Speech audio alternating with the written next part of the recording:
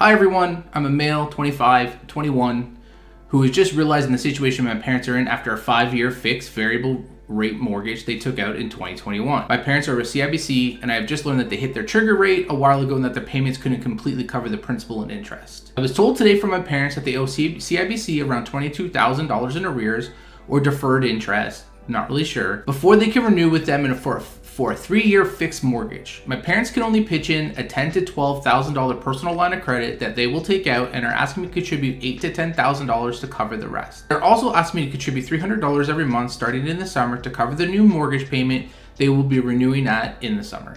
It is pretty much unfeasible to rent or to move homes, unfortunately. I believe they've lost a lot of their equity considering the house was purchased for $1.1 million and now is probably valued at $900,000. There's a lot of already some interesting bits of information here that are a little concerning.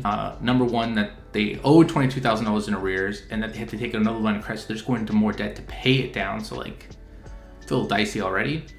I have that amount of cash liquid though, $8,000 to $10,000, but it was my personal savings to purchase a new car as I'm graduating this spring to treat myself after undergrad.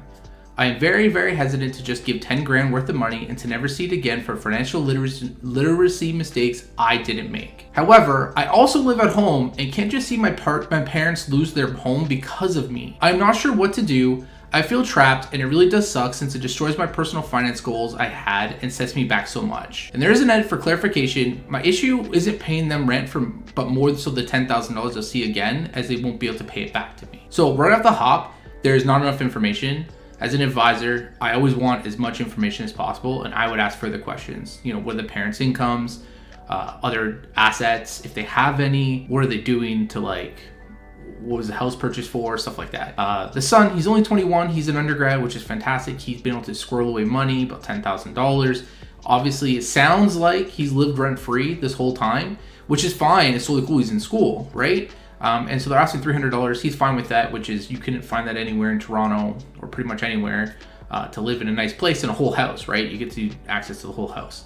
You also don't want, I understand the behavioral behind this, behavior and emotions behind this. As an advisor, a lot of our attention wasn't just the numbers. It was a lot about the behavior, psychology, emotions, everything affected it. It's why a lot of my advice isn't always numbers based. It's just based on stuff like, whatever helps you sleep at night. That's one of my favorite sayings, you know. Back to the topic at hand. So there's a couple things here. It's not his fault, but if his parents go homeless because they can't get the money anywhere else, what's he gonna do? He's also gonna be home. One idea is ask the parents if they will use it as a loan backed up by the house. So if they sell, he can get back the $10,000 that he's lending them. So it's not lost, like he said, it's put into something that he's gonna